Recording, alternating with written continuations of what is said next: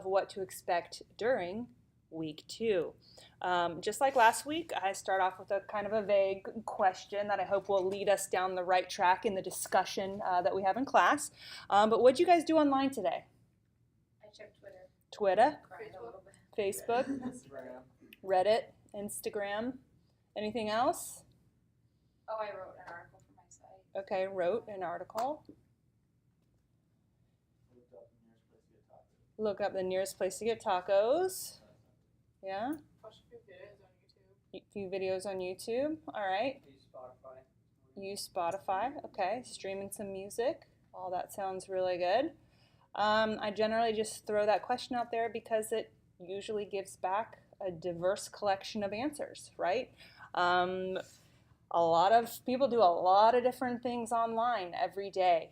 These are just a few examples of broad categories of things, and you guys touched on a few of these here, but read the news, stream music, shop, travel, get directions, research a topic. And the idea is that you guys are motivated in some particular way for whatever it is that you're doing online. We touched upon this just briefly last week, but I want to bring it back kind of to the center of our discussion today, is that you can generally categorize what people are doing on the web into 3 main funnels. And these aren't mutually exclusive in that, what you're doing can't account for more than one of these things, but broadly, people use the web to satisfy goals, complete tasks, or to answer questions. So if your goal was to be entertained by those videos that you watched on YouTube, then that was your goal. If what you needed to do was have certain questions answered when you were on Reddit, that you were looking up something, or maybe you were just there also to be entertained or to peruse or to research something maybe. I know that the Reddit community offers a lot of great advice about different topics, especially in the subreddits. A complete task. Jess was writing an article, right? So, just to see that when people are coming to online spots, that they are pretty directed in their time there. It's not generally like, well, I'm lost and let me just stumble. Granted, when we quote unquote surf the web, it's very easy to get into a rabbit hole of following links or jumping from one page to the next, but that usually has to do with some greater goal or greater task. If you were researching your vacation and you started on Orbitz to book a ticket, but then you went to TripAdvisor to get a recommendation about that, camel riding excursion in Morocco, then it might lead you to be researching more about Morocco or camels, but it's all kind of under that broader, earlier task-driven motivation, right? So when we know this, that people are coming to sites for specific reasons, and we can classify their wants, needs, motivations into broad areas, as web strategists, like I like to call you guys, we need to think about the content that we're developing to address one of these 3 areas for the target audience. So web content must anticipate users' mission for being on the site, whether it's to satisfy a goal, complete a task, or get answers about something. And then the content should be developed to support them in their mission for that. I always like to use Real Deal Tacos as an easy example. The target audience for that roaming food truck is probably going to want to know, at the top of their list, one of 2 things. 1, what's on the menu? And 2, where is this truck located today? And so because we know that those are likely the driving motivations, like the highest driving motivations for the largest amount of users, keeping that knowledge and that information as the forefront for our content development and placement decisions, right? So I'm definitely not going to hide any of that information on the Real Deal Taco site. I'm going to make it very clear how to get to the menu. I might even feature menu items, and I'm going to make it really clear about where the truck is located at any given time. I might even make a section on the homepage that says, where are we right now?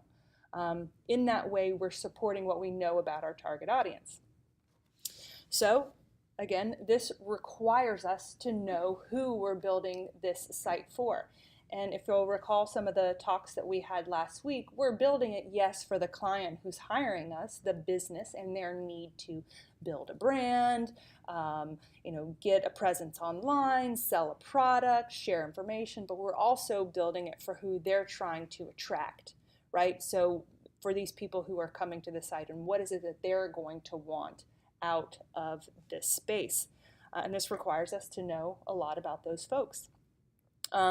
So here's another kind of open-ended short question. You guys, generally I give this talk a little bit earlier in the week, so I'm hoping that with the lynda.com that you guys watched, you'll know the answer to this question. How do people read online?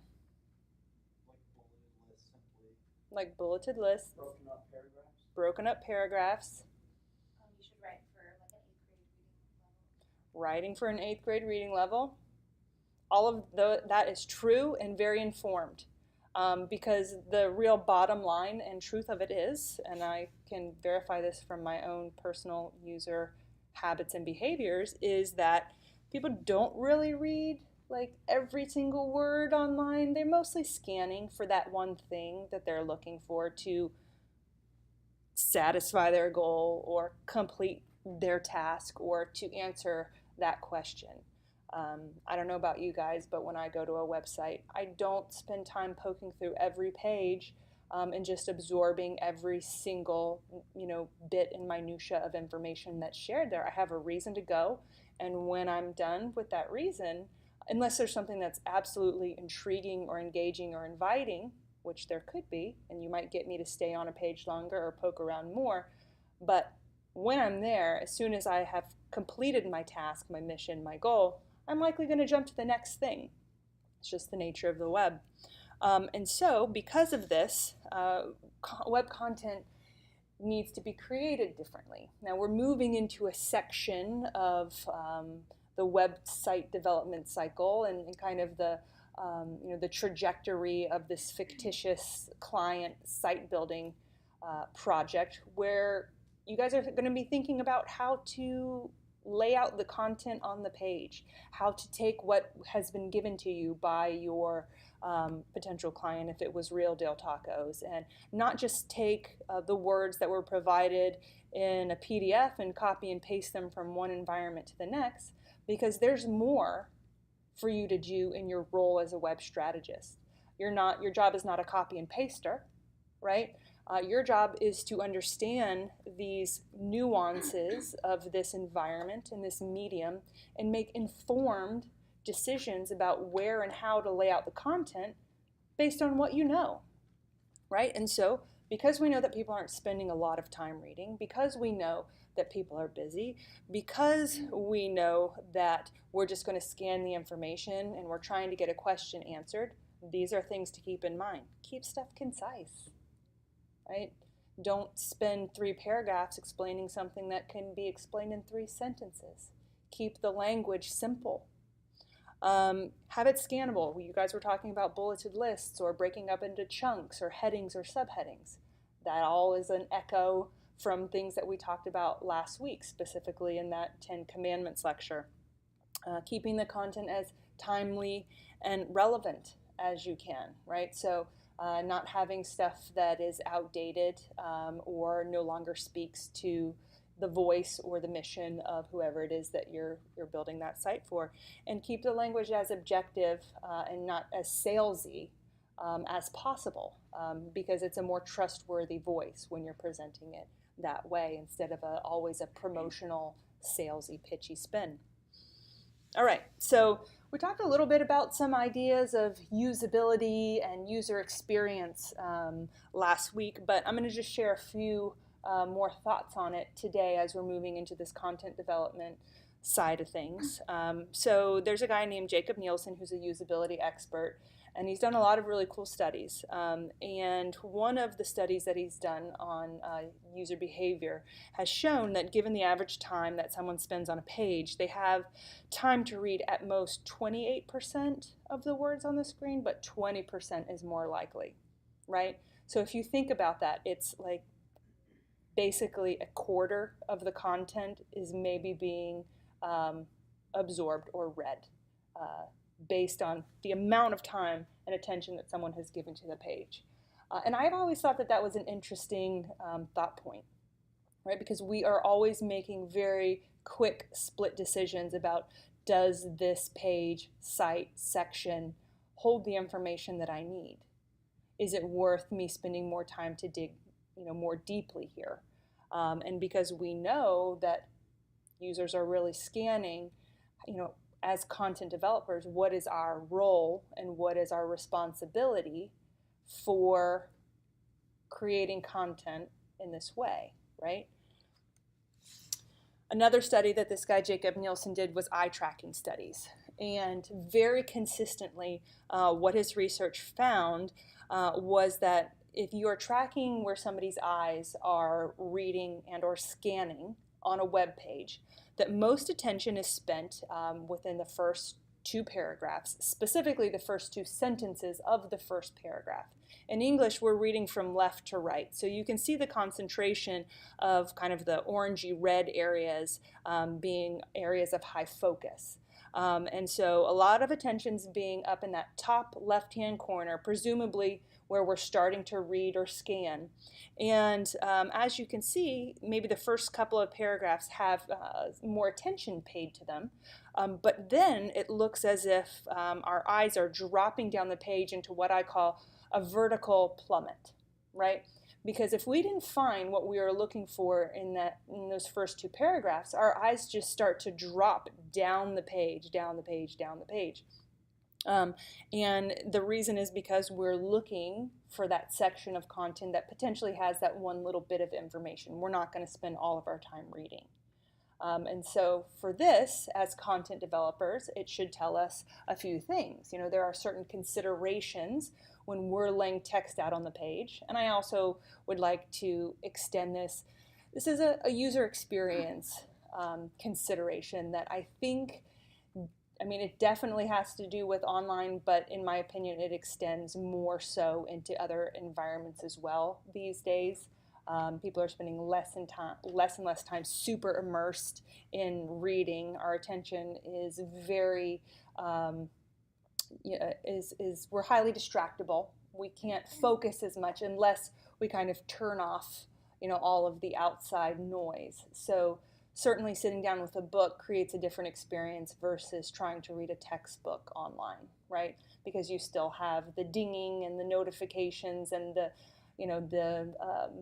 temptation to really quick just check on that one comment, who liked that picture, that sort of thing, which very easily distracts us, right? And so I think that the considerations that we think about for creating web content should also be extended into any kind of electronic content where you have the potential to be distracted in your focus. So here's some considerations as content developers and individuals who are getting ready to lay some web content out on the page. You did the lynda.com. You know specifically about the words to use and the writing style and the grade level and the formatting techniques, right? We know that it's absorbed differently, so we have to create it differently, lay it out differently, write it differently. The first 2 paragraphs should contain the most important information because that's where most of people's attention is focusing for the longest amount of time, right? The other thing is that you can use information-rich keywords in headings and subheadings to grab a user's attention as they're scanning. If we jump back over here to this page and we start to see kind of that vertical plummet, right? If there were, keyword-rich headings or subheadings, those act as kind of like a speed bump in our vertical plummet, right? Because it is it's a descriptive few words or a statement that kind of summarizes the main topical idea of that paragraph, right? And so as I'm scanning down, if I see a topic or a title or a heading or subheading that is fitting of the area that I'm trying to get an answer or research, in my vertical scanning and in my plummet, I am going to slow and pause there and maybe spend half a second to a second longer scanning that part of the page because you've given me that keyword that lets me know potentially this area is worth my time and attention. So we've talked about the web being an interactive medium, and we discussed that a little bit last week, but I mean, what do you guys remember from that? I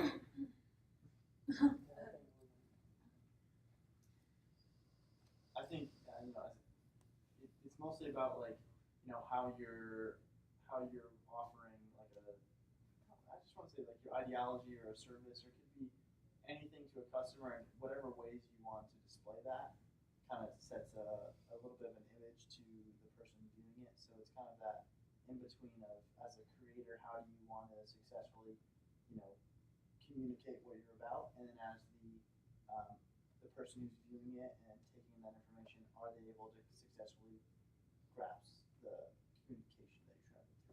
All right, Cal?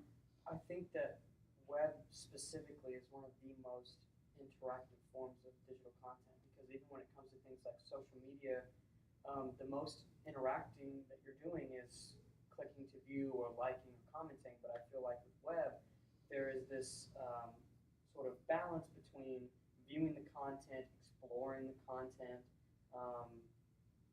versus other ways of putting out your digital content. So I think that developing for online, you have to keep in mind that this is, to a large degree, a very interactive experience for how people are going to navigate, how people are going to view your content. So to keep that in mind more so than when you're creating something that's just supposed to be viewed. Absolutely. Yeah, I think it kind of piggybacks on what they're both saying is like, you can't look at it just about like what content you want to get out there. You have to look at how that's going to be for the user. You have to consider, the way that they're going to relate to it, how they're going to interpret it, not just the way you think it should be. So. Absolutely. All of those are great touch points. And I was just going to say also, it also seems like there's this sort of challenge to hold your audience's attention, because there's always the chance they'll click away or something to lose, so you have to almost battle their attention. Absolutely. It's a very challenging environment because it is, and we're going to get into this in a second, but, like at every turn, we always have the option to click somewhere else or to go to a different site. And so like if your site isn't functional or isn't designed well or isn't intuitive, even if you have great information, even if the content is great, if the navigation is off, it might just be frustrating enough to send someone in another direction, right? And so I think that it's kind of worth examining this idea of an interactive medium, like pitting it against another type of medium that's more static, like let's say print, okay? And let's take a look at kind of some differences between those two to highlight the challenges, but also the opportunities of what we're considering to be this interactive, choice-driven experience, which is being online, being on the web, right? So these are, a few categories where I'm highlighting the differences between an interactive medium and something that's a bit more static. There will always be exceptions, and when we, come across them in our discussion, I love it, but I'll always highlight, ones that I can think of when we're talking as well. I'm highlighting here that the web is digital, whereas print is more of an analog format. What do you think I mean by that? That is more, you have to like manually flip a page, or you have to manually like highlight something if you want to like copy something that you read in a magazine. You have to manually do it in a notebook. So it's more, you have to, in a way there's more labor when using print. Okay, I love all of those points. Anybody want to expand or have anything else to add?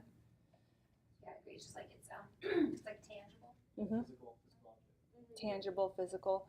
What I really appreciated about what you said was the idea of the labor involved. The the usability or the usefulness of the information in a digital format is that it can be copied and pasted and remixed and repurposed, and I can right click and save your image and take it into Photoshop and redo it, or screen flow your video, and like I can reuse and remaster and do anything I want with this content. The usability of it is still there. I can take it and do stuff with it. Words printed on a page have very little function at that point other than what they were initially intended for. And even the I don't know if this is a word, but like revisability, or the ability to be revised, is very limited in that I'll print 1,000 copies of this book only to realize that I have typos on page 725 and 125, and I'm not going to immediately reprint all of those copies. I'm going to have to first wait to sell all of those, be embarrassed about the typos that are in them, and wait to see if I can hopefully get a second run of that. Versus, if we post a blog post or even a Facebook comment that has a misspelling, we can now go back in there and make a quick edit and change it, right? So there's just, differences to highlight. And again, I'm not even saying one is better than the other. I just want to understand, the opportunities and the challenges within those different mediums. One of the areas that, I hear students get really frustrated about with the web is that they can't pixel perfect their designs, that how they want it to look, they can't get it to look that way. Or if they get it to look that way, then that's not how so-and-so sees it when they look at it on their iMac. Or that's not how the other person sees it when they're looking at it on their phone. Or that's not how, somebody else sees it when they're looking at it on a PC or in Netscape. Or there are all these variables that you can't actually completely control for with digital content, right? Because whether we're talking about the display that we're looking at it on, whether we're talking about the operating system, or whether we're even looking at it in a particular browser, there are nuances about all of that that's going to change from environment to environment. And so we design differently, knowing that a pixel perfect design is something you use for print, right? Because I can ensure that when I design something like a flyer or a brochure on my computer and I print it out and I hand it to you, that you're seeing it how I intended for you to see it. You cannot do that with digital copy. The web is a non-linear experience where print is a more linear experience. What does that mean? Like in print, there's a beginning and end to it. Okay. You know what I mean? Like when you take the document, whatever you're seeing, there's a physical beginning to that, and there's a physical end. Whereas web, you can link in other sources, you can connect to other sites, people can navigate through multiple different things and go back and forth or read it into other pages. Yeah. So like more interactive? Well, it's definitely more interactive. In this sense, linear. Go ahead, Cal. Oh, whenever I think of like print media, I think of you kind of go through in a very rigid flow, right? So you're kind of going through the content, turn the page next, through the content, sort of viewing it like that in a very linear sense. And then in web, I feel like it's more all over here. Yep. You may go here and then come back and then go to this page and then see how it. You just interact with it more, I think, horizontally than vertically. Yeah. That's a good descriptor. Do you have something you want to add, Jess? Like in regards to video games, like a linear game is a game that has a set path.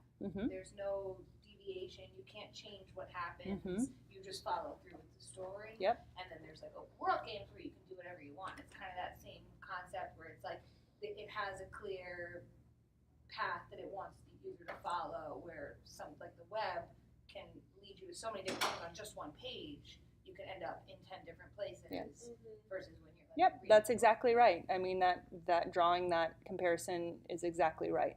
Linear means you go from A to B to C to D in that prescribed order, versus nonlinear, as Cal said, you can jump around. and you kind of explore as you will, and you can go here and there and everywhere and back again or nowhere.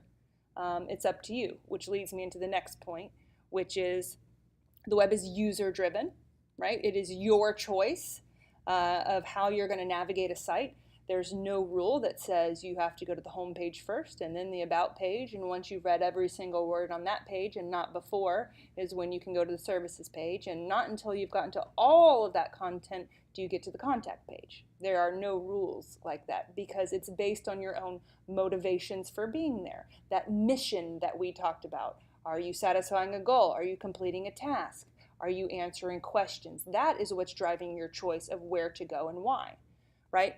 Versus traditional print, and kind of the print that I'm mostly referring to here is author-driven, right? The author decides what order you should be exposed to the information and at which point you should proceed and be exposed to the next bit. That's how chapter 1 gets written, and then you go to chapter 2 and chapter 3, and chapter 3 is not going to make any sense unless you've read chapter 1 and chapter 2.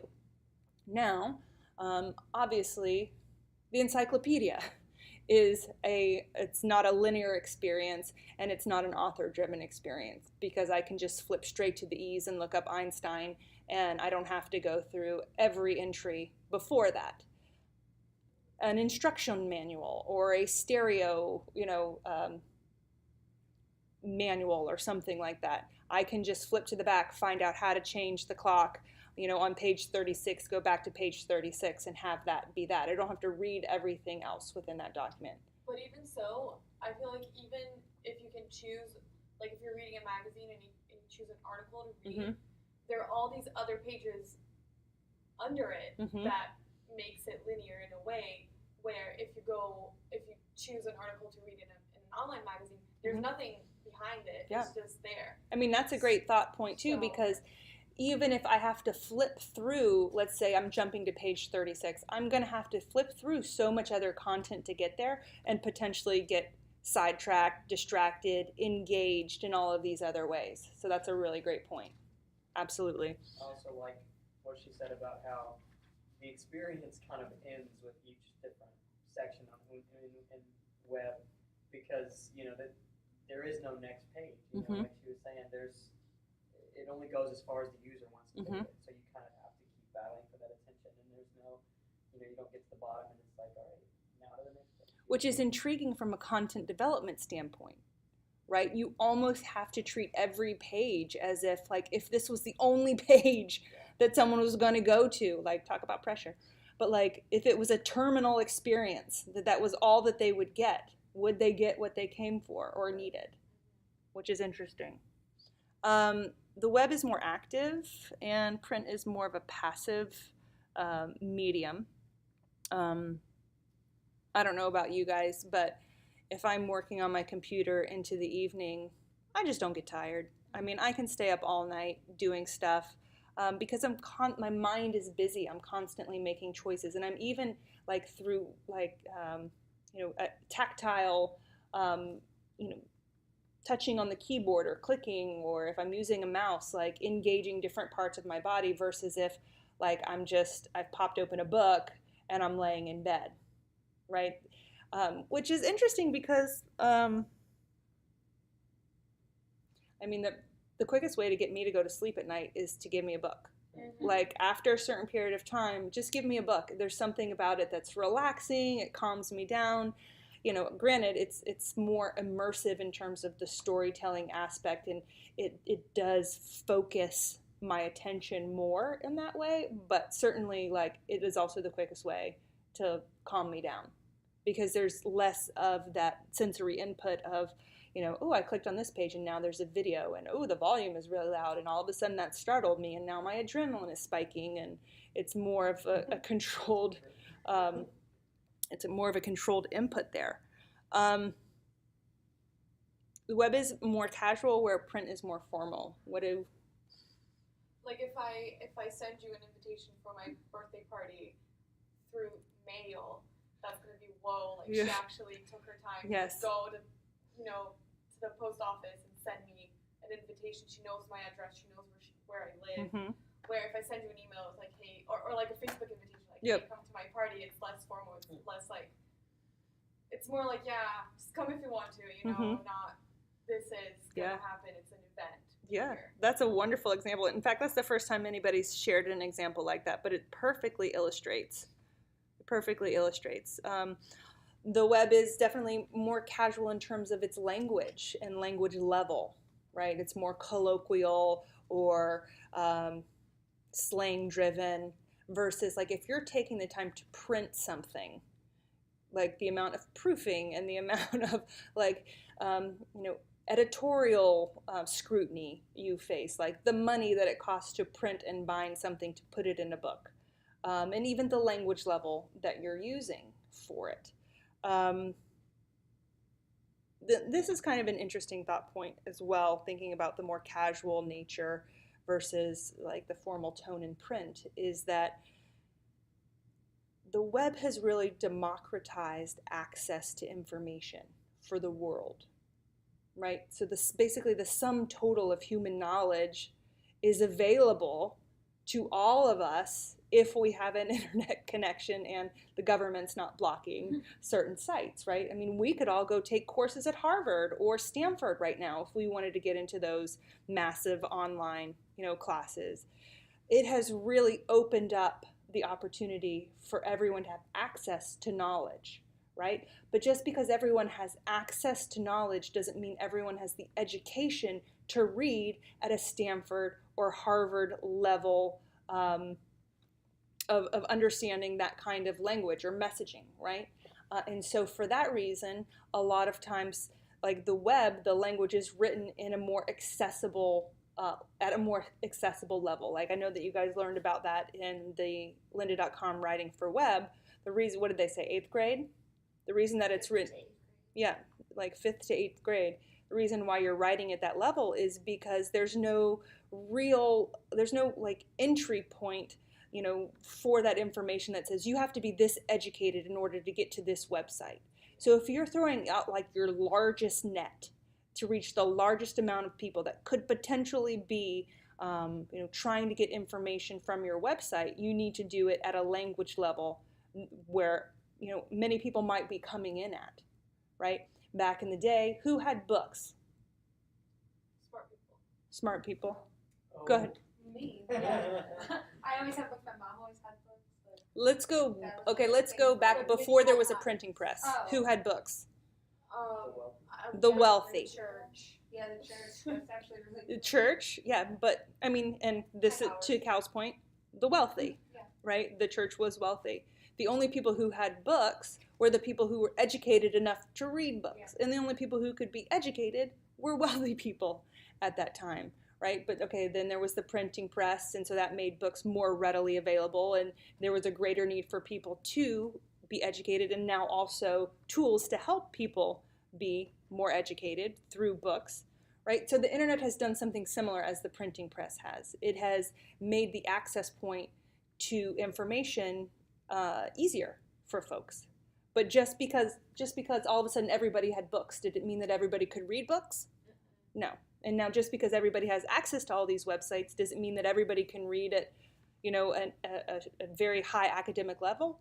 No, right? So as content creators, I'm not saying that everything that you write needs to be focused at a very, simple language level, but it's something to think about, right? It's something to think about.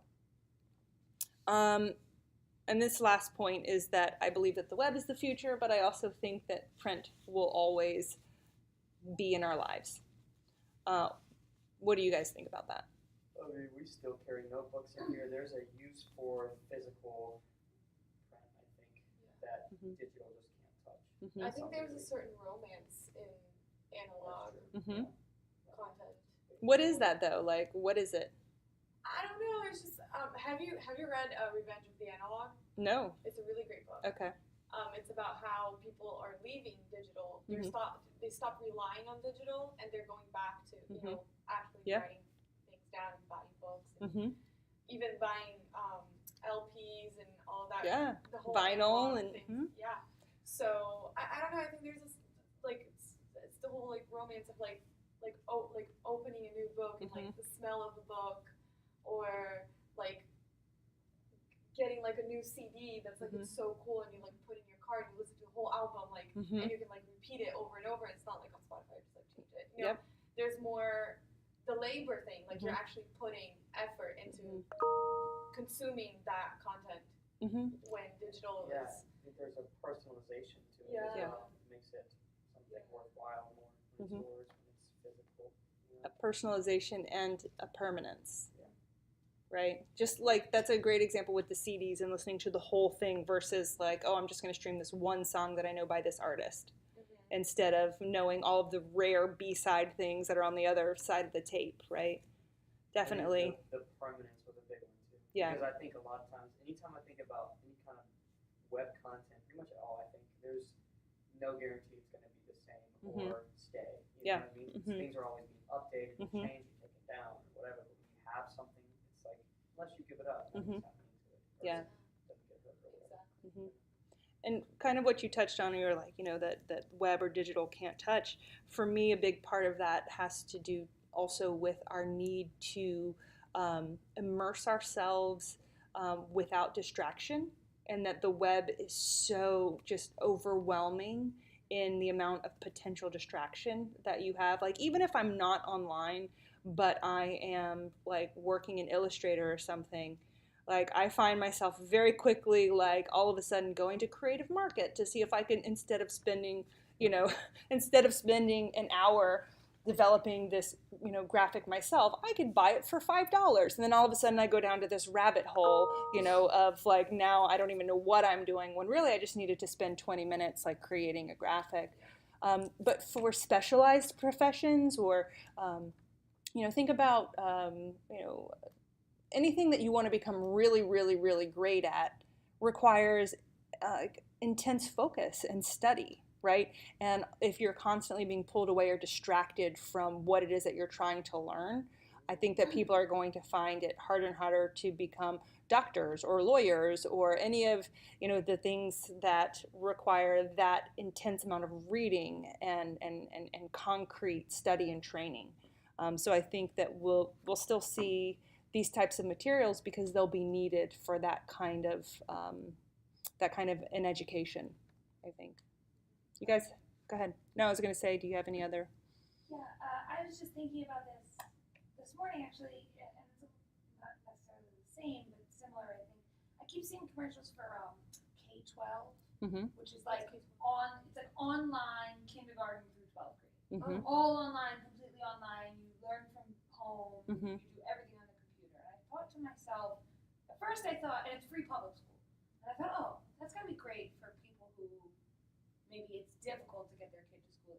Maybe it's, and then I thought about it more, and I thought, like, what a disservice, what a detriment to the development of the psychology of those children, because you don't have human interaction, you don't have a group of your peers that you can relate to and bond with and grow with, and instead you sit in front of a computer screen. And I thought of all the distractions that get in your way, and you don't have a teacher standing there like making sure that you're looking at the book, you know, and I just was like, it was like jarring to me that like if that became like for college I think it's a lot different, but I think in those younger ages school is far more about social interaction than it is the actual content of what they're learning. So that's interesting. Well, so yeah, I feel like that's something that, like to think that school could be replaced with just a digital like is a video, like daunting.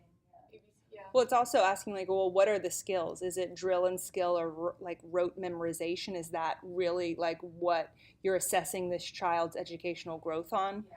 You know, or is exactly what you said part of school, like the development of things like collaboration and communication and conflict management and all of that? Cal? Also, I think of my younger brother because he grew up with like an iPad in his hand and these kind of things.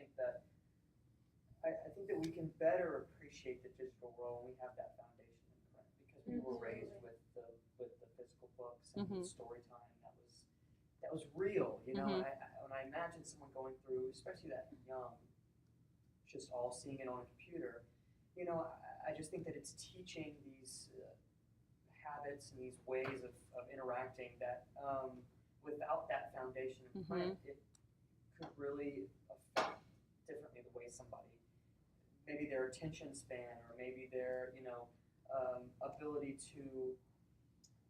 I mean, I don't know. I'm not trying to go into it that much, but I'm just saying it just makes me think. Without when you don't start in print, when you start in web completely, how does that affect the development? How does that affect the way people interact with content? Yeah, I think that's something we're gonna see in the future, like how, because like humans evolve every day. Like we don't have the same brain as someone who like was born in 1846. So like my niece, she's like 3. No, she's 2. She knows how to scroll on an iPad and select a video she wants to watch. She doesn't even know how to speak, but she knows what video she wants to watch. So in a way, that's good for communication because that teaches like how to like express like what you want to do without actually having to use words, by like using image. Like as of like a visually oriented person, that's actually really good. But also kind of gets in the way of communication because how can you use words? Right. It's interesting because it's similar to teaching before your child when your child is pre-verbal or before they can speak, teaching your child sign language, like putting an iPad so that they can navigate and communicate different wants or needs visually through that is another avenue, which is interesting. You don't necessarily think of it the same way, but when you break it down like this, it's the same. It's teaching someone how to communicate something in another way. I think, and I mean, what do I know? I'm in the same place you guys are, which is at this point in time where we have had childhoods that have had tangible things, print books and notepads, and you guys probably didn't have Trapper Keepers, but maybe you did. Yeah, like they're like notebooks that you use for school where you take all your notes and things and your highlighters and all that stuff. I mean, it was really cool. But like now you're talking about the revenge of nostalgia, just seeing it kind of in reverse where like, oh, so cool if you had an iPod or if you had all of these digital things, but now you're cool if you have a Polaroid camera that's going to print out a picture so you have one that you can put on your fridge instead of like keeping, thousands of pictures that are not going to go anywhere on your dead iPhone 4. I was literally about to say that right now, that I have, this is like a terabyte, and I have probably like so many pictures in this. But then I carry my little Polaroid camera and I have like 4 pictures, and I love them. Like they mean so much more to me because I actually spent money on them because they're probably like $1 each. So for me to go and take a picture of it and to keep it forever and have it means so much more than having like a picture of me and my sister on my computer. That like. I just think it's a very interesting time, right? Because yes, we have all of these digital tools and digital devices, but there is a love and an allure. And it's I think maybe we'll settle into a time that has a nice appreciation for both, because we're seeing this not just in terms of digital toys or devices, but like slow food movements, right? Like this idea that everything was like all fast food, all this, but now they want everybody to sit down and have a family time and a home-cooked meal, and the idea that food is not about the ease of a processed choice or a drive-through window, but it's about something locally sourced and sustainable and nutrient-dense and all of these things, which in a way is another version of something that's more tangible than McDonald's chicken nuggets. I just want to say this one more thing, and this is kind of like opening up other things. I'm just going to say it briefly, but it just makes me think too that like when I think a lot about how the digital content takes shape, it oftentimes mimics print. And I think like for example Instagram, that's a whole social media platform kind of built on the foundation that it's mimicking some form of Polaroid, that it's mimicking this very nostalgic print thing. And and like I think that since the beginning of digital, it's always sort of looked to print to find what to mirror, what to mimic. You know what I mean? Whether it be how you view the web or articles or whatever, it has these strong sort of air from print. And I think that as we go on and as we start, we sort of discover, because technology is still relatively new, and as we discover how to use the unlocked potential of digital, I think that we're going to be able to really find things in the future that are going to surprise us, that they're not just these evolutions of things that we already know, but ways to use digital in a way that has no tie to print and allows us to do something that print never did.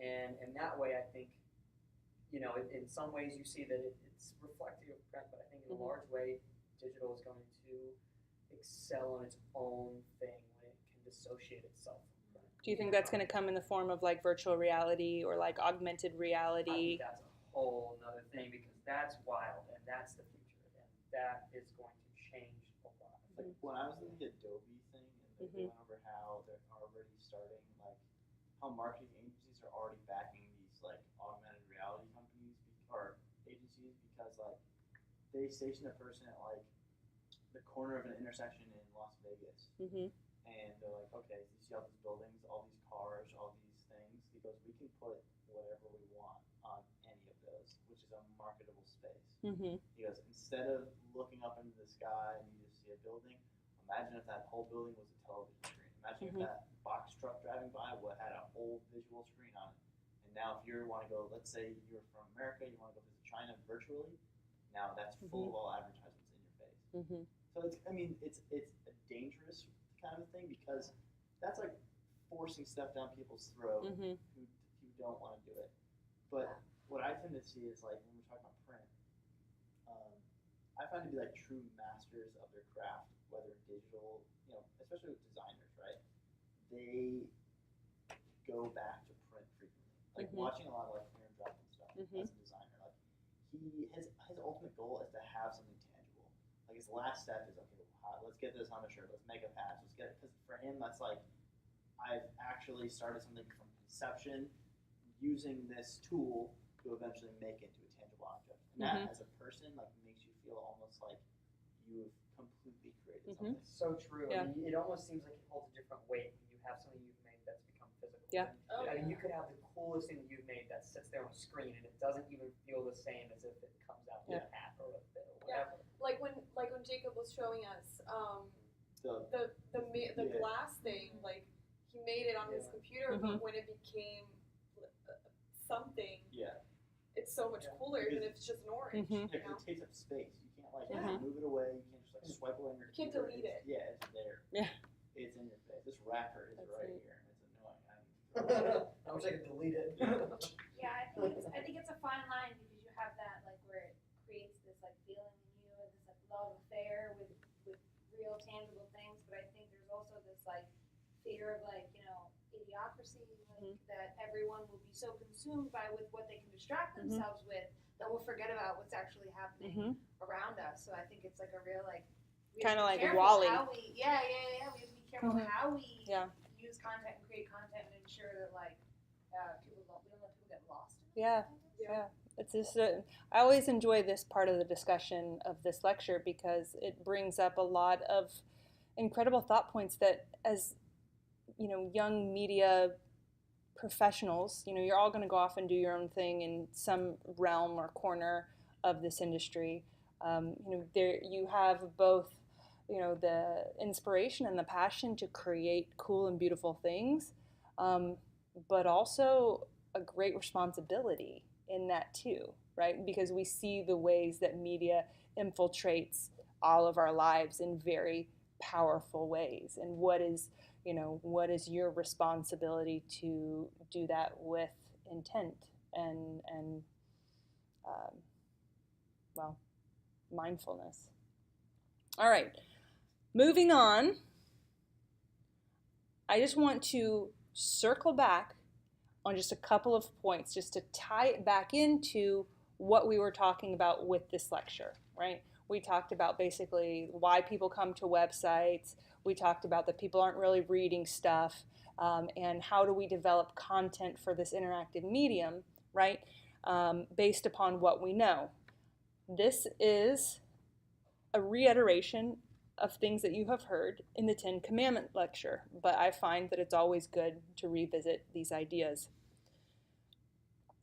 When embracing this medium, you have the opportunity to meet your audience kind of where they live online, and you can best craft and create content for this medium by being concise, which means brief, which means not overly wordy in your writing. You can be intuitive based on just like what they need, but also by providing systems of navigation that help them get to where they need to be, right? What you're titling your navigational links. Yes, Cal. If you're done with that question. Okay. How you format your content on the page, right? Instead of mimicking print, which is just a whole bunch of words, in a block paragraph style down a page, how can you break it up and facilitate more of that scanning behavior that you know people are using? Leverage multimedia resources because the web is dynamic and can very easily have video and commenting areas and rich visual imagery and a whole bunch of other ways that you can get a message across rather than just text on a page.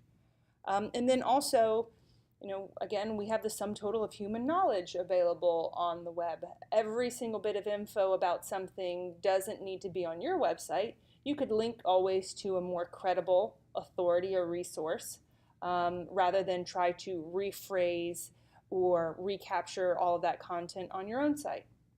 An example of this might be Real Deal Tacos. Really likes to use fresh, locally sourced, organic products or ingredients.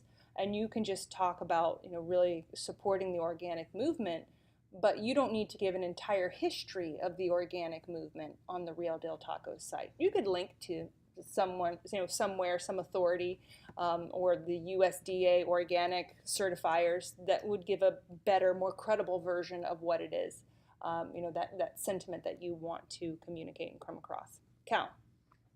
I'm sorry, I was still kind of lost in thought about what we were just talking about. Yeah. It's such an interesting conversation, and I just have one more question Yeah. about it. Fire.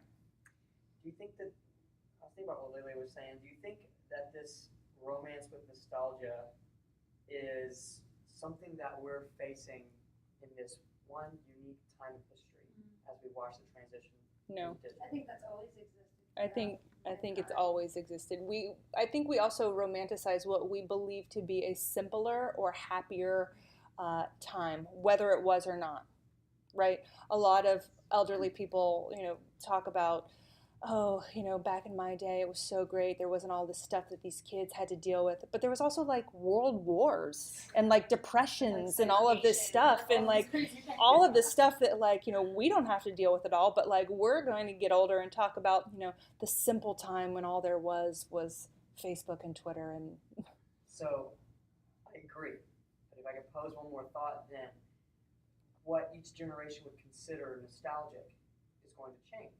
And so what we consider the love for the physical things, the Polaroids, the print and stuff, as generations go on who weren't raised with loves of those things, or the things that they look back to as simpler times, still be more advanced versions of technology than we even have.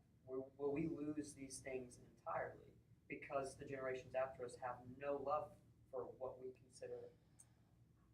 I think my nostalgia, I love the Beatles. I wasn't alive when the Beatles were a thing. You know what I mean? Yeah. But I still have, so I feel like it's about what you identify with as a person, and I feel like you can find that in any period in history. So I don't know if that they would just abandon the idea of that romance with physical things, but There's I some don't things know. that are timeless. But Yeah. I mean, I get what you're saying. You're not gonna be rolling around in like Renaissance clothes. Yeah. Maybe. Good old days. Yeah. I think you can connect it to a feeling or like a universal theme, right? Like we connect it to things like a simpler time or maybe love or, periods of our life when we feel certain strong emotions and the things that, are concrete evidence of those emotions, love letters or songs, that were maybe not written when you were born, maybe years before you were born, but if you have a special association with, a strong tie to that with, maybe it's a familial contact, maybe it's the song that you have with your boyfriend, but that there's an emotional tie to it, and whatever it is, like the tangible object that will take you back to that emotion, I think is where nostalgia comes from. But I feel like at the same time, like, I mean, I love MySpace. It was amazing. I had a great experience with MySpace, but I think that's rose-colored glasses. but I mean, I'm not gonna like go back to MySpace because I feel nostalgic. That's what I was gonna say Right? too. Like, I But don't what think- was I don't it think- about it? Like, Yeah. what did you love about it? I mean, I love the whole like interaction with people, like the eight So best community, friends and, like the whole community, Friendship, putting a song on your thing, like HTML, self-identification, everything, creativity, expression. Mm-hmm. Yeah, but I don't think you're gonna see kids like in 20 years bust out like, look at this iPhone 3. Yeah. I don't know. Somebody in like, I don't, who was it? It was you who were asking me like, should you throw away the floppy disk? Oh yeah, and I did. Yeah. I did it. Aw, So sad. Maybe someone will pull out an iPad Right, 3 yeah. or an iPhone Yeah, 3. and be like, oh, Yeah, like, that was remember- my mom's room. I can't throw it Remember, out. I could hold 5 songs on this. I had the Sprint Evo, and I'm like, oh man, this is definitely going to be I garbage. know. I don't know. Sometimes I wish I had my old flip phones just to like flip them open again. You know, just to get that feeling one more time. I feel like whoever's watching this lecture is in for a I very know, is in for a philosophical treat. I love it. You're more my age, but did you ever have a flip phone? Yeah, I had a razor. Yeah. That was like Okay. my Oh first yeah, one. Yep. I had a razor. I was Razor. trying to see when that. That's what I'm talking about. when that Razors. stopped being. I Because had my VHS. nephew has only VHS. ever had an iPhone. VHS was still on your Okay. I had Nextel. Yeah. I'd click it and it'd be like a, Yep. no, it'd be like Oh yeah, like a walkie-talkie. Yeah. Yeah. Yeah, what's up? But like Yo, at what's the up? same time, I feel like the Big nostalgic Dad's thing soccer doesn't team. really work with digital though, because digital every day there's something new, and like Facebook can be nostalgic for some people because now they're using, Time That's what I was hopper. isn't it? You know It's what I gonna mean? be, I think, a new nostalgia with new generation. But like I Things the, that we the Every analog generation has the that. analog nostalgia Like- is so much different because it's the whole like experience of like holding something, and that's like, I mean, I don't know, maybe it's because we are that generation, so we don't really know. Yeah. Like I can ask my 8-year-old That's what I'm sister. saying. Like, will my 8-year-old brother be nostalgic about Facebook in the way that we're nostalgic about Polaroids? And is it just because our nostalgic things are still physical? Tangible. Yeah. I Well, think there's I not. think it's a I great. think one day it's gonna come to the point where it's like some kid is gonna like 100 years down the road. It's like, what if there was a series of shows that was only displayed on a television? Yeah. He goes, it has its own thing. It's not on streaming services. It's just TV. I mean, I think we're in a very fascinating place with all of this. That is absolutely for sure. Especially because you know what you're talking about is the disposable nature of digital content and digital information, and what we're also seeing that in the widespread within our culture. Paper plates, plastic bags, all of these things that are just take and use. I mean, places like Walmart or Old Navy are cheap and disposable clothes so that you might have them for a season of life, or maybe even just a weekend trip that you just wanted a really cute t-shirt because all of your friends were all going to wear the same t-shirt, and then after that weekend you throw it away, right? I do already see, and I'm sure that you guys do too, more of a return to like fewer but quality items, right? I have a friend who is a ceramic artist, and she has a whole movement called the Takeout Project, whereby she will loan out large serving dishes, like handmade serving dishes, for you to host, not like a potluck, but like a dinner at your house. So return to table, return to homemade food, return to serving things not in a disposable piece of something, but just quit using a disposable, Ziploc bags or things of that nature. And I think that we're going to continue to see more and more and more of that. Take note. I'd love it if, over the next couple of weeks, if you think of any more examples, to come back and share them of kind of this return to more tangible or more permanence. I think another thing too is like, especially with photography, like Mhm. I've been wanting to print out a lot of my favorite photos and do like designs on like my walls and stuff, Mhm. and like make like some cool like things Mhm. on my wall. And it's just like, I guess like the fun part of that is like you get the opportunity to find like frames and then pick out your frames Mhm. and set up the way you want it to, and then it's like it's there all the time. And it's part of your Environment. it's part of your environment. Whereas the internet and things like that are more of like a space that you can go to visit, and then you can just shut it off when you need to. Well, like, yeah, I was just thinking, like, if you go to a photography exhibition in a museum, that's so much more worth than like visiting someone else's Instagram. Yeah. Even though it could be the same content, like you're physically going to an exhibition. So I was going to art, the like digital art is there. It's amazing for you to see, but like if you want to see like the Mona Lisa, you have to actually go to the Louvre. Well, I think that part of that too is just the experience of it, right? Like when we're looking at Instagram, we're like laying in bed in the morning, like we should be getting up, and we're just like laying on our sides, like flipping our thumbs, like looking, and we're like, oh, that's pretty, but like there's no real kind of appreciation for the artistry sometimes, like in that moment, versus if you have packed your bags and you've taken a transatlantic flight and you've landed in Paris and you've had to learn how to use the metro to get you to the Louvre, to like stand in line to go see this tremendous piece of art and everything else that's tied around that experience. Yeah, even like the smell and like the song that is playing, the person that's next to you, like maybe you overhear someone telling you a cool story about the piece, or like going to the museum is the whole like romanticism. Yeah. This has been philosophy. It has, that's right. Boy, this lecture. Philosophy or It's also about accessibility, because like we are so like desensitized because of the amount of accessibility that we get to Because we need sites like Instagram. Yeah, exactly.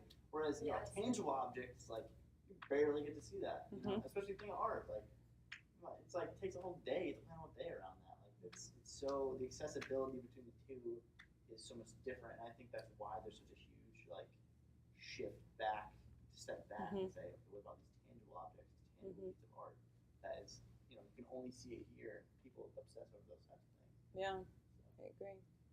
All right, so I'm going to finish this out just by giving you guys a heads up about what's ahead. You guys have completed the writing for the web. Linda, the next step is your content management system analysis, and this is whereby you are taking a look at your available options to build the site that you're building this week. For Real Deal Tacos or whichever fictitious client you have on board. And you could look at options such as WordPress, Blogger, Tumblr, Wix, Weebly, Squarespace. These are the heavy hitters that you could use. If they're not free, they have a free trial that would be long enough for you to use to build. Most students choose Wix in this class just because it offers an easy user interface. Many students have already used it at some point, so there's familiarity there. And you get a lot of design control.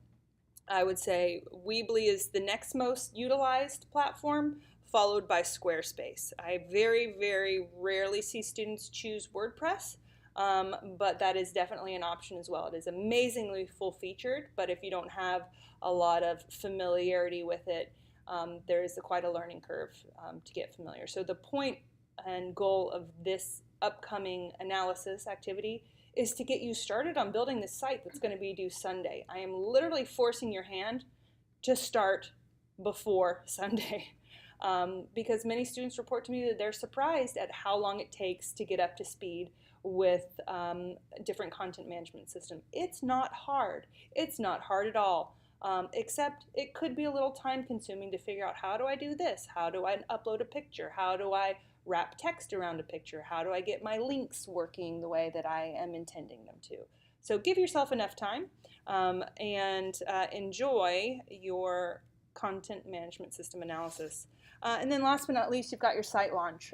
So your websites for your fictitious client are due Sunday night. Please know that I know that many of you, this might be the first website that you've ever created.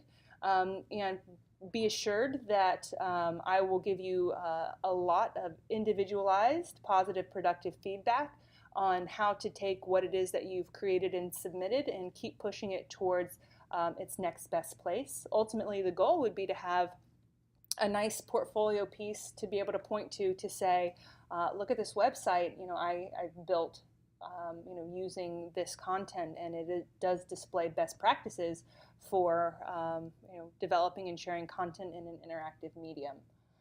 So, does anybody have any questions about kind of what we've got for the rest of the week? Jess? For the site launch, so it's the build like completely. Uh-huh. Like what if I have like placeholder content for the time being? Is that acceptable or no? Your question is specific to a scenario that we discussed that's not relevant to the online students, so I'm going to take your question off air. Anybody else? Alrighty, so if there are no other questions, we're going to wrap up this philosophy lecture, and I'll get this processed and up. And you know, when I make notes in maybe like the comments or the tag section of where I upload this, I might say something about the great combo at time marker, time code at this particular point. And if you guys online have anything that you want to add to the conversation, let us know. If there's a consideration that you guys had after listening to the discussion, we'd love to hear it. Otherwise, let me know if you have any questions about what's expected, and we will see you in week 3.